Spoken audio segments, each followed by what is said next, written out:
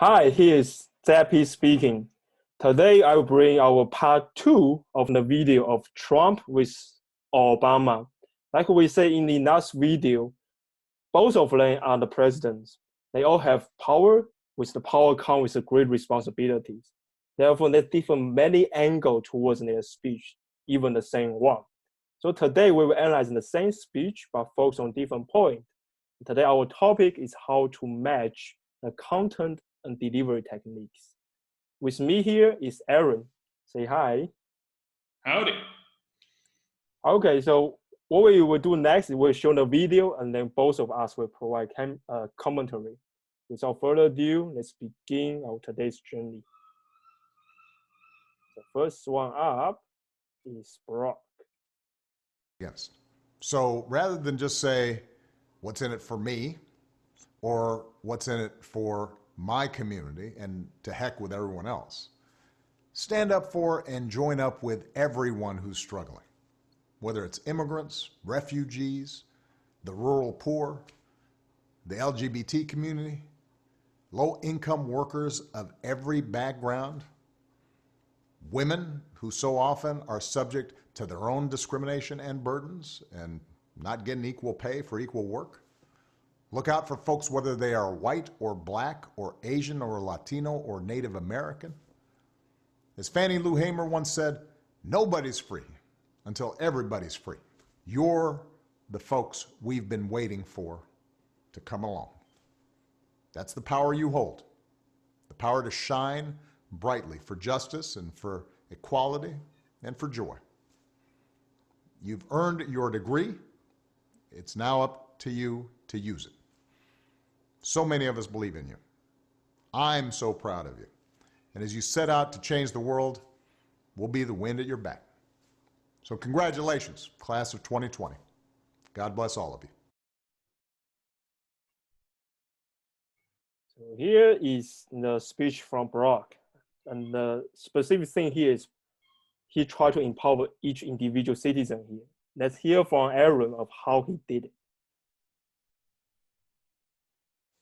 So as Yang Feng mentioned, it is about empowerment, and it's an inspirational speech, which I think a lot of these commencement speeches are supposed to be. So it's an inspirational speech, and he does a couple things to make people feel inspired. So we started watching from around the midpoint, and before that he'd been talking about some of the bad things that are happening, and then he pivots that and he turns and he says, so rather than, which are the first words we started, so rather than doing this, this, and this, and he states the negative things he's just covered, you should do this. And as he says this better thing, he starts listing people you should support and people you should help. He starts bringing his voice up a little bit.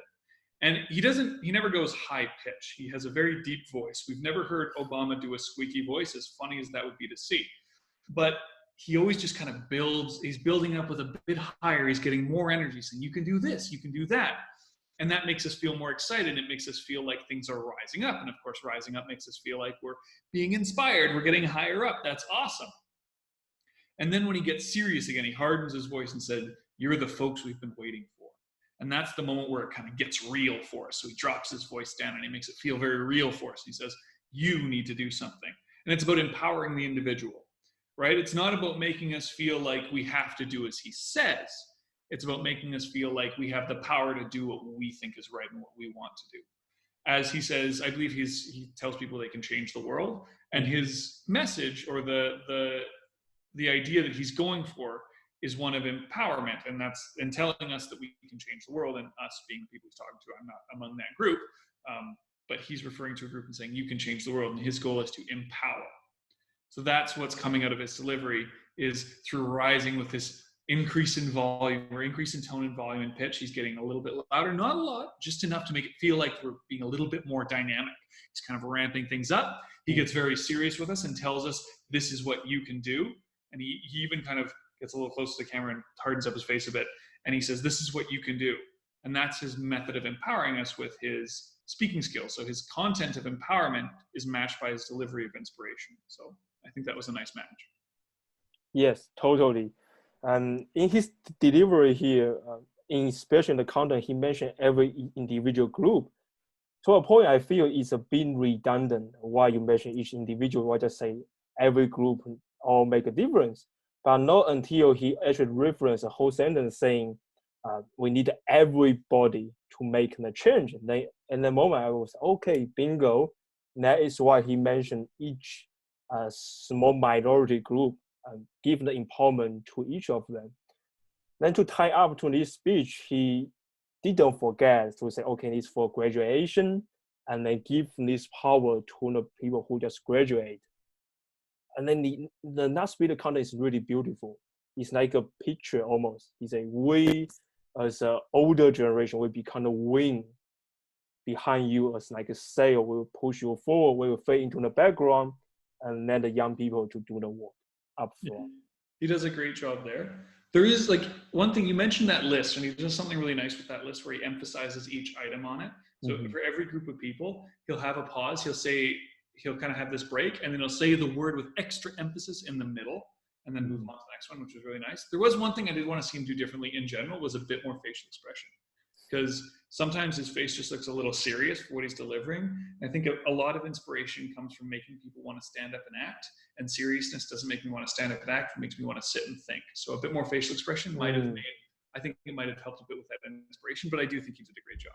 Yeah. Okay, let's move on to next video. So this one is from Trump, addressed at the West Point.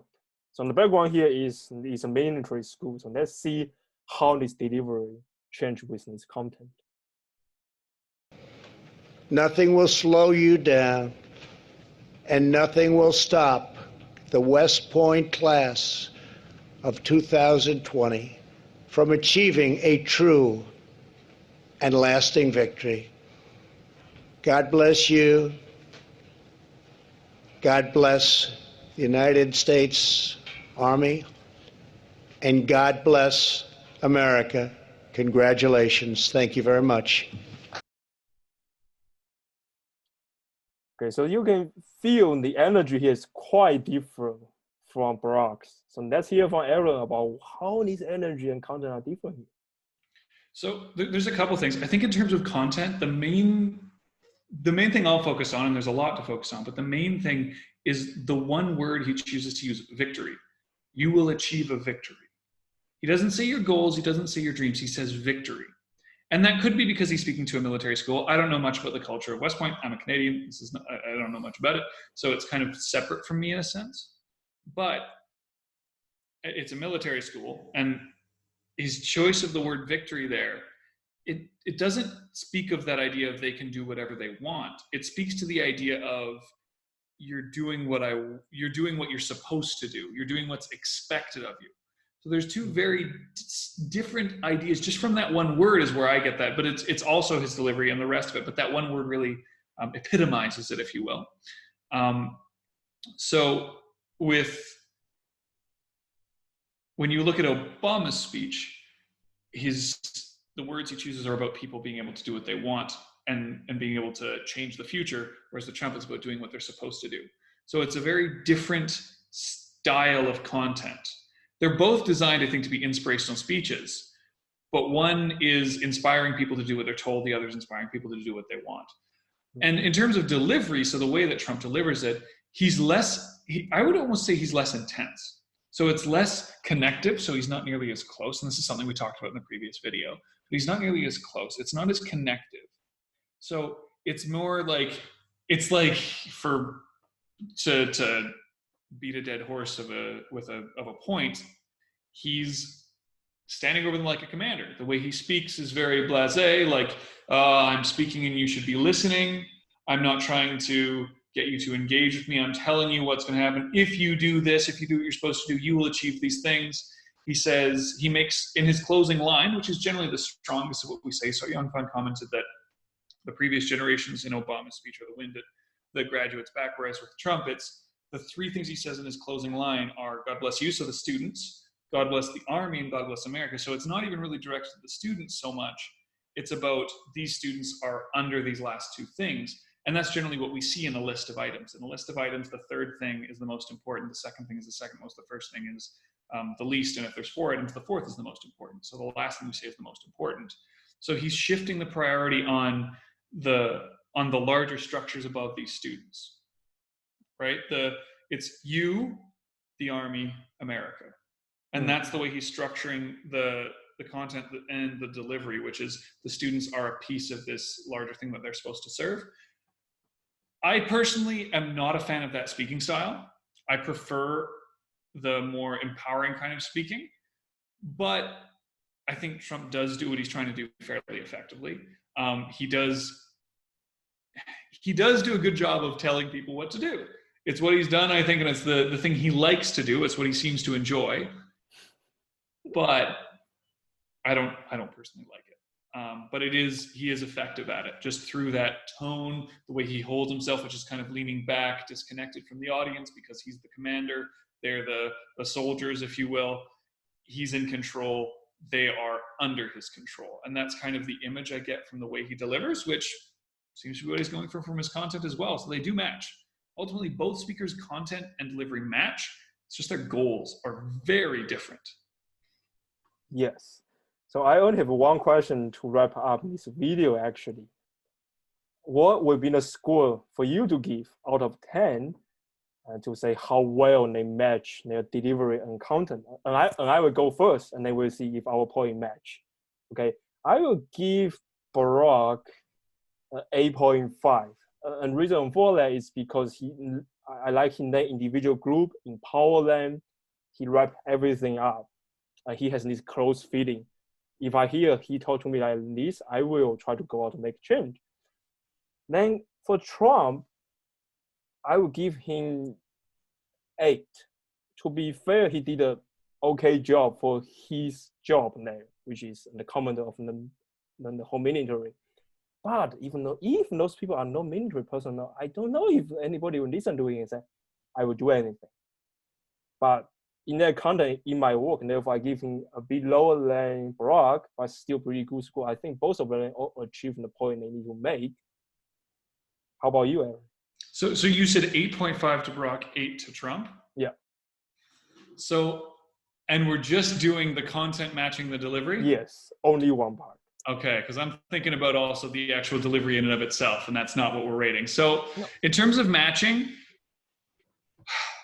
I'm biased because I do like Barack Obama's style of speaking more. So any score I give is going to be biased by that. I would put Barack Obama at a 7 and Trump at a 6. Okay. I know it seems harsh, but I think they do well. Like, I don't think 6 and 7 are bad scores, but I also think that from a purely speaking standpoint, there are a lot of mechanisms they didn't use that would help them to deliver the content. For example, I mentioned facial expressions for Barack Obama. That's one thing, but I think there's a lot more.